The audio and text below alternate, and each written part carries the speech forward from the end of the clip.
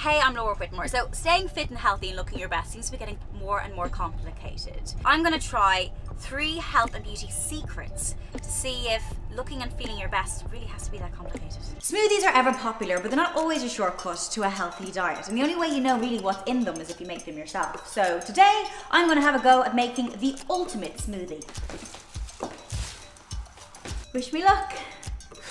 Now, before I could even get started, I had to spend ages trailing around the supermarket trying to find all the right ingredients, which I think I have. Okay, so first of all, I need to do some chopping. So, chop. The juicing, like, have a bit of ginger. Lob that in, that's really good for you. And we have ground some seeds. Seeds are really good for you too, good for your digestive system. I've read books that are shorter than this.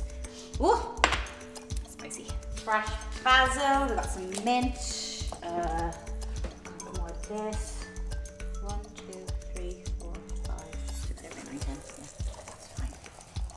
It's good texture. So this is a little bit of coconut water. This is good. Because it has to be juicy. Something else as well. Special moon dust. This is the magic stuff. A little bit. This is definitely packed with high quality plant-based nutrition. You have time to ooh, it's thick. Oh, that's a bit too.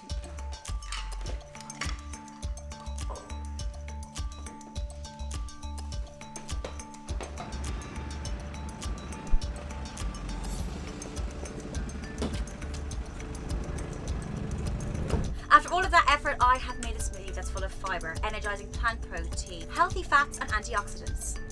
I'm just not sure how it's going to taste. But there's an easier way to get all those goodies without all that chopping, blending and dry cleaning. It doesn't have to be that complicated.